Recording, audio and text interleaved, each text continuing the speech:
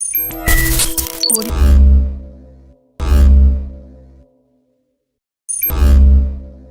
Welcome back जी। एक मतलब फिर मैं आप सबको खुश आमदीद करता हूँ अपने यूट्यूब चैनल पर। पाकिस्तान वर्सेस इंग्लैंड का जो पहला टेस्ट मैच है वो इख्तिताम पजीर हुआ और वहाँ पर हमने देखा है कि रिकॉर्ड्स पे रिकॉर्ड्स बनाए हैं इंग्लैंड ने। और जिस तरीके से ये मैच हुआ है, और अगर हम बात करें तो रन्स के तो अंबार लग गए हैं इस मैच में, रिकॉर्ड्स के भी अंबार लग गए हैं, रिकॉर्ड्स बने हैं, टूटे हैं। लेकिन वहीं पर अगर हम इस चीज़ को देखें कि ये एक, अगर हम as a cricket lover, as a test cricket lover अगर हम बात करें तो क्या ये टेस्ट मैच की अच्छी एडवर्टीजमेंट थी?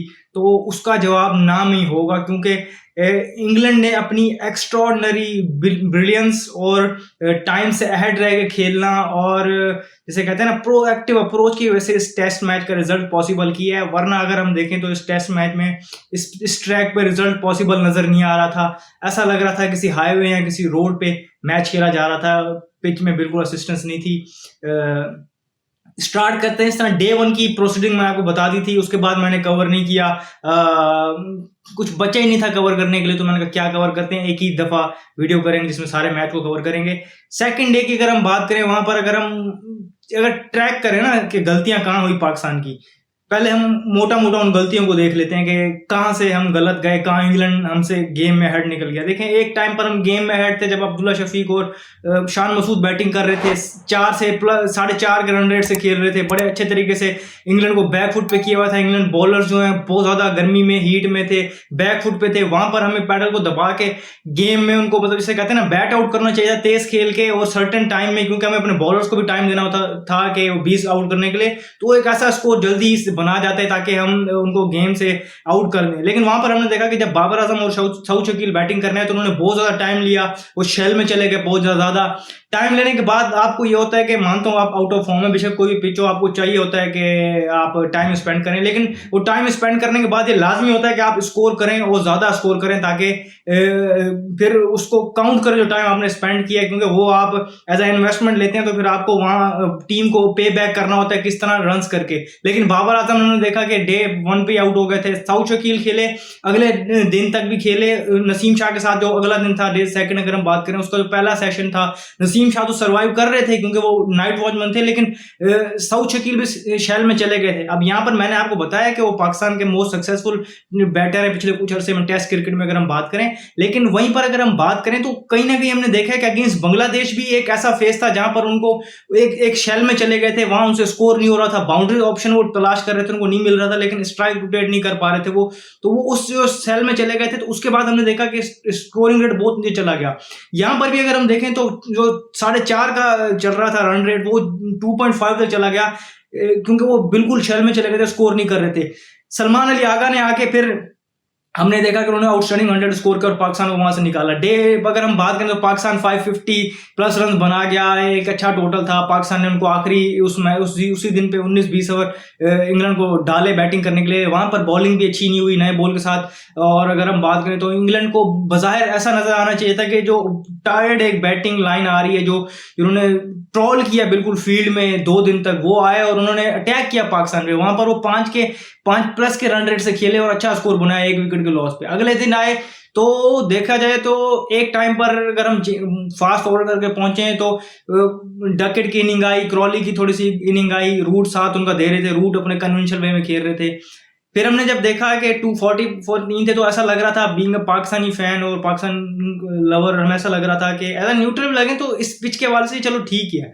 वहां से हमने देखा कि एक मेमथ पार्टनरशिप लगी 464 रन की, जो रूट की, और उसके साथ हैरी ब्रूक ने उनका साथ दिया। हैरी ब्रूक ने 317 रन स्कोर किए और जो रूट ने जो है 250 प्लस रन स्कोर किए, जिसकी वजह से वही पार्टनरशिप थी जो पाकिस्तान से मैच को बहुत ज्यादा दूर ले गई। जहां पर अगर हम बात करें तो मैंने कहा ना रिकॉर्ड बने हैं, तो ये पहली बार हुआ कि एक टीम ने 500 प्लस रन बनाए और उसके बाद वो मैच हारी है। ना सिर्फ मैच हारी है, एक इनिंग से मैच हारी है और कुछ रन से। तो ये चीज भी देखने वाली है कि इतने रन बनाने के बाद नॉर्मली अगर कोई टीम टेस्ट क्रिकेट में 450 भी कर ले ना, तो 99% चांस होता है कि वो मैच हारेगी नहीं, ड्रॉ होगा, मैक्सिमम हारती नहीं है वो वहां से। लेकिन ये पाकिस्तान टीम है, इनका खासा ऐसा है कि ये 500 बना के भी ना लग रहा होता है कि यार हार जाएंगे। क्यों? क्योंकि जो सीधा-सीधा वजूहात है ना, मैंने आपको बताया कि सेकंड इनिंग कोलैप्स, ये आपको एक स्टैट शो हो रहा होगा कि ऑस्ट्रेलिया टूर से लेके फिर बांग्लादेश का टूर देखें और अभी देखें तो कैसे कोलैप्स हुआ है सेकंड इनिंग का हमारे पास। हम मैक्सिमम जो स्कोर रीच कर पाए सेकंड इनिंग में 237 है, तो ये जो इनएबिलिटी सेकंड इनिंग्स में स्कोर करने की वो हमारे पास मौजूद है। गिवन दैट कोई भी ट्रैक हो, अब इंग्लैंड ने वहां पर एक 828 रन बनाए जिस पिच पे, वहां पर पाकिस्तान खेलने आती है 5 मिनट के वक्फे के बाद, 10 मिनट के वक्फे के बाद वही पिच एकदम से बॉलिंग बन जाती है। अब कंपैरिजन देखें ना कि इंग्लैंड की टीम जब थकी हुई बैटिंग करने आई, जब फील्डिंग में जलील होने के बाद 2 दिन तक गर्मी में जिस तरीके से वो आए बैटिंग पे, तो उनकी मेंटल फिटनेस, उनकी फिजिकल फिटनेस ने शो किया कि उन्होंने वहां गिव अप नहीं किया। यही अगर हम पाकिस्तान की देखें तो उन्होंने हथियार फेंक दी और कल के दिन में 6 आउट हो गए थे और कल के दिन में चल गया था कि रिजल्ट क्या आना है सबको। तो मेंटल फिटनेस, फिजिकल फिटनेस, ये सारी चीजें बहुत इंपॉर्टेंट है पाकिस्तान के लिए। इंग्लैंड के लिए जो रूट और हैरी ब्रूक ने गेम उस पार्टनरशिप ने बना दिया था, वहां से उनके हाथ में ही था मैच। उनको पता था कि हमने एक सर्टेन लेवल तक 267 की लीड पहुंचा दी, ये पाकिस्तान से नहीं होता।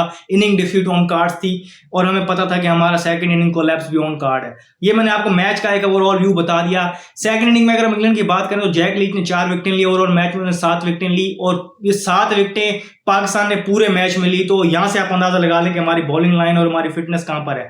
अब देखें, पिच तो फ्लैट थी, मैंने जिस तरह आपको बताया ना, एक हाईवे पे खेल रहे थे, लेकिन रन्स जिसने किए होते हैं उसकी तारीफ बनती है। किसी भी जगह पर आप रन्स करें, रन्स होते हैं। जिस तरह 300 किया हैरी ब्रूक ने, उसकी तारीफ बनती है। 200 250 किया हमारे सामने जो रूट ने, उनकी तारीफ बनती है। पाकिस्तान की तरफ से 150 था, शान मसूद का सेंचुरी स्कोर की थी सलमान अली आगा ने और अब्दुल शफीक ने, तारीफ वहां बनती है। ये चीज तो ठीक है। अब समहाउ आपको मैच जीतना होता है ना अगर, तो आपको वे आउट ढूंढना पड़ता है। वे आउट क्या होता है? विकेट्स लेने का वे आउट। इंग्लैंड ने ढूंढा। इंग्लैंड ने पहली इनिंग में भी हमने कोई डिक्लेयर नहीं किया, उन्होंने हमें 10 आउट हमारे वहां पर किए। उसके बाद क्या हुआ, उन्होंने सेकंड इनिंग में भी हमें ऑल आउट किया, 20 विकेटें ली। टेस्ट मैच जीतने के लिए क्या कह के थक गए आपको 20 विकेटें लेनी पड़ेंगी। यही चीज शान मसूद ने आपको बताई है प्रेस कॉन्फ्रेंस में कि हमारी इनएबिलिटी है कि हम 20 विकेटें नहीं ले पा रहे। क्यों नहीं ले पा रहे? हमारे जो प्रीमियम स्पिनर हैं जिनके बारे में बात की जा रही थी, ये बड़ा मिस्ट्री स्पिनर है, मैं उन पे ऑल आउट तनकीद पे नहीं जा रहा, परफॉर्मेंस ऊपर नीचे होते रहते हैं, लेकिन फिटनेस की बात है कि सबसे पहले तो मैं उनको हेल्थ विश करता हूँ और उम्मीद करता हूँ वो जल्दी सेहतयाब होके हॉस्पिटल से जो हॉस्पिटलाइज हुए हैं वो जल्दी से वापस आएंगे फील्ड पे। लेकिन बात ये है कि फिटनेस होती है, आपको अच्छी बॉल पे बाउंड्रीज पड़े तो एक अलग चीज होती है, लेकिन आपकी लेंथ्स बड़ी इंपॉर्टेंट होती है ना। पिच किस तरह की भी हो, अगर आप एक बॉल ओवर पिच कर रहे हैं, एक शॉट कर रहे हैं, तो बैट्समैन को तो आप ट्रबल कर ही नहीं रहे ना। वहीं पर अगर हम बात करें तो पेस बैटरी जो हमारी है, उनकी भी लाइन लेंथ हमें कोई समझ नहीं आ रही थी, पेस भी डाउन थी, बॉडी लैंग्वेज गिरी हुई थी, तो विकेटें कहां से लेंगे? तो 20 विकेट लेने की इनएबिलिटी हमारे पास मौजूद है। इंग्लैंड ने वे आउट ढूंढा, प्रोएक्टिव गए, रन्स लगाए, गिव अप नहीं किया, अपना माइंडसेट पॉजिटिव रखा। फिर उनके पास उस तरीके से मेंटली इक्विप्ड थे, मेंटली वो फिट है, फिजिकली फिट है कि इतना इस गर्मी में करने के बाद भी जब उनके बैटर्स आते हैं तो आपको अटैक करते हैं। हमारे बैटर्स ने दिखा दिया कि वो 6 आउट हो गए उनके। तो ये चीजें हमारे पास मौजूद हैं। देखिए चीजें नुकात ये हैं कि हमारे पास हम ये चीज है कि जो स्कोरिंग रेट कभी कभी हमारे बैट्समैन शेल में चले जाते हैं, हमसे वो नहीं होता, और मॉडर्न डे को हम माइंड में नहीं रखते, तो वो भी हमें ले डूबता है। हम अपोजिशन को ऐसी पोजीशन में आने के बाद कि जहां हम उनको बैट आउट कर सकते हैं वो नहीं कर पाते। एक ये इनएबिलिटी हमारी, फिर 20 विकेट्स लेने की इनएबिलिटी हमारी, फिर हमारी जो है सेकंड इनिंग में जो कोलैप्स हैं वो भी हैं। तो ये सारी चीजें देखें तो इस तरीके से आप टेस्ट मैच नहीं जीत सकते। फिर परफॉर्मेंसेस की अगर हम बात करें तो बड़ा नाम आता है बाबर आजम का। 18 इनिंग्स हो गई हैं भाईजान, आपसे रन्स नहीं हो रहे। आपके फैंस जो हैं या आपके जो है वो आपकी 2 ड्राइव्स पे उनको शर्म नहीं आती कि वो इसके फैन है या पाकिस्तान क्रिकेट से बढ़कर तो नहीं है ना बाबर आजम। पाकिस्तान एक तरफ हार रहा है, दूसरी तरफ बहस ये चल रही है कि ओहो बाबर कैप्टन होता तो ये हो जाता, बाबर कैप्टन हो जाता वो। तो बाबर आजम ने जब कैप्टन था तो ऑस्ट्रेलिया भी हमें यहाँ हरा के गई थी, इंग्लैंड भी हमें यहाँ हरा के गई थी, इस तरह जलील करके गई थी। ये अलग बात है, अब जलालत का लेवल ऊपर चला गया, लेकिन जलालत वहां से स्टार्ट हो चुकी, तो हमें पता है कि बाबर आजम कैसा कैप्टन था और अपनी परफॉर्मेंस उसकी क्या, 18 मैचों से 50 नहीं हुआ, इस पिच पे भी स्कोर नहीं कर पा रहा, वो तो वो कहां करेगा? आपका एक प्रीमियर बैटर है, वो परफॉर्म नहीं कर रहा, तो ऑफ टाइम दे दें उसे।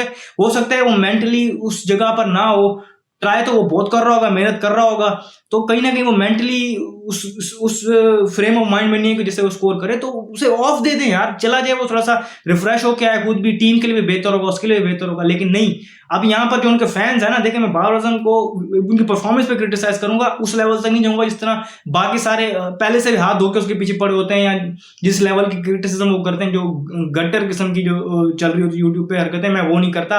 लेकिन मैं एक बात ये लाजमी करना चाहता हूँ यहाँ पर कि बाबर आजम के फैंस को, कि लोग कहते हैं वो देखा क्राउड पुलर है, फैसलाबाद में जब आउट होता था तो टीम चले, बाकी क्राउड बाहर चला जाता था।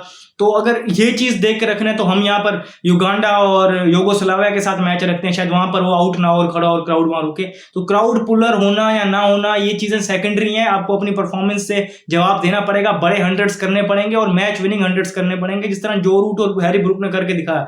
हैरी ब्रूक की ये सिर्फ पाकिस्तान में अगर हम बात करें तो ये चौथी इनिंग थी और उसके 3 हंड्रेड्स हैं और एक ट्रिपल 100 है। तो यहां से आप अंदाजा लगाएं। आप डरते हैं कोई ऐसा बॉलिंग ट्रैक बनाने से कि आपकी ये जो है बैटिंग नहीं कर पाएगी। देखें बात ये होती है ना, हर टीम जो होम होती है अपनी स्ट्रेंथ देखती है कि हमारी स्ट्रेंथ हमारी फास्ट बॉलिंग है, स्पिन बॉलिंग है, बैटिंग है क्या। अनफॉर्चुनेटली, और ये एक हार्श रियलिटी है कि हम अभी तक ये चीज भी, जैसे है ना कहते हैं कि हम ये चीज भी अभी तक हम पता नहीं कर सके कि हमारी स्ट्रेंथ क्या है, क्योंकि इस टाइम हमारी कोई स्ट्रेंथ नहीं है। फ्लैट बैटिंग विकेट पे हमारे बैट्समैन स्कोर कर रहे हैं, थोड़ी सी भी स्पाइस हो विकेट में नहीं होगा हमसे स्कोर। और अगर हम बात करें तो टर्निंग ट्रैक होगा, वहां पे हमारे बैट्समैन हमारे जो है वो स्पिनर को उतना अच्छा नहीं खेल पाएंगे, वो भी हमें डोमिनेट कर देंगे पोजीशन। अगर हम बैटिंग ट्रैक्स फ्लैट बनाते हैं तो हमारे बॉलर्स ऑलरेडी 20 विकेट्स नहीं ले पा रहे, तो कैसे चलेगा काम, वो भी हमसे नहीं हो पा रहा। तो स्ट्रेंथ्स हम अपनी देख नहीं रहे और जो बेसिक चीजें हम उनको इंप्रूव नहीं कर रहे। फिटनेस लेवल हमारे प्लेयर्स के बहुत ज्यादा पैथेटिक है। अगर आपको नजर आता है कि कैसे भी कंडीशन हो, कुछ भी हो, अवे टीम अगर आपको डोमिनेट कर रही है फिटनेस लेवल और जो मेंटल लेवल के स्ट्रेंथ के हिसाब से, तो आप कहाँ उनको कंपीट करेंगे। उनको टेंशन होनी चाहिए ना, वो ठंडे इलाके से है, वो गर्मी के इतने आदी नहीं है। आपने यहाँ पर डोमेस्टिक टूर्नामेंट खेला, कैंप किया हुआ था, आप यहीं के हो, यहाँ पर कोई इतने ठंड नहीं है, लेकिन आपसे वो चीज भी आप उससे वो प्लस लेके जो आपका होम एडवांटेज था। तो 10 चीजें हैं बात करने के लिए। ये मैं एक पॉज दे के वीडियो रिकॉर्ड करूं, क्योंकि इससे पहले मैंने जो रिकॉर्ड की थी अगर वो करता वो बहुत टफ थी, बहुत हार्श थी, क्योंकि उस टाइम मुझे बहुत ज्यादा गुस्सा था। गुस्सा तो अभी भी मौजूद है। पता नहीं कितने टेस्ट मैचेस हो गए हैं, हम मैच नहीं जीत पाए होम पे। फिर मैंने आपको स्टैट्स बताया कि सेकंड इनिंग वाला स्टैट्स हमारे पास क्या है, और भी मैंने आपको चीजें बताई कि किस तरह हमारी परफॉर्मेंस नीचे जा रही है। अब यहाँ पर जो होती है ना कि चीजें हमारे होती हैं, हमारे सामने हो रही होती हैं। अब एक मैं आपको ना नाम नहीं लेता जर्नलिस्ट का, मैं उसका आपको शो करवाता हूँ, उसका जो ट्वीट है। अब ये ट्वीट पढ़े, इसमें बता रहे कि भाई हसनैन, और मुझे बात बताएं कोई क्रिकेट सेंस है आप में, हम ये बताएं कि लास्ट मैच हसनैन ने रेड बॉल का कब खेला, आपके पास कोई है स्टैट, कब खेला है, कितना खेला है। आप वेदर कंडीशन देखें, आपको पता है टेस्ट मैच क्रिकेट में मजाक नहीं, लंबे स्पेल करने पड़ते हैं, आपको एक लाइन लेंथ पे बॉलिंग करनी पड़ती है। बस उसका एक ओडीआई फॉर्मेट का जो टूर्नामेंट है वो अच्छा गया, अभी उसको हम ला के टेस्ट मैच तुम दें और खिला दें। ये और इनकी आप टाइमलाइन जाके पढ़े ना, इनको मैं अकाउंट दिखा रहा हूँ, जाके आप इनकी टाइमलाइन पढ़े तो आपको मजाक की चीजें नजर आ रही होंगी। और पता नहीं कैसे ये जर्नलिज्म कर रहे हैं, क्या ये जर्नलिज्म कर रहे हैं, मुझे समझ नहीं आती। इस तरह की और भी बहुत है, आपको मिसाल के तौर पे दिखा रहा हूं मैं, क्योंकि इन्होंने तो हद ही पार कर दी ना। मैं तो इनको अंकल टैप मैट कहता हूँ, हर चीज के नीचे इनका हैशटैग लगा हुआ टैप मैट का, पता नहीं उनको पे किया हुआ है या क्या किया हुआ है। लेकिन इनकी एक ट्वीट बड़ी कंसिस्टेंट चलती है कि भाई बाबर और रिजवान को टीम में से निकाल दो तो टीम 100 नहीं कर पाएगी, तो भाई निकाल दें बाबर आजम और उसका मोहम्मद रिजवान का स्कोर, फिर भी आपको स्कोर नजर आ रहा है। तो खुदा का नाम माने, पाकिस्तान क्रिकेट की बेहतरी की बात करें, सिर्फ एजेंडा बेस आप ना करें, ये सहाफत खुदा को माने। तो ये चीजें अलग चल रही होती हैं सोशल मीडिया पे। इनके बाबर आजम के फैंस जो है वो शाहीन को बुरा कह रहे होते हैं, शाहीन के बाबर आजम को बुरा कह रहे होते हैं, उसके रिजवान को कह रहे होते हैं। सबकी परफॉर्मेंसेज हमारे सामने, एक मीडियोकर और एवरेज लेवल का माइंडसेट हमारा है, तो उससे इस तरह की परफॉर्मेंसेज आएंगी।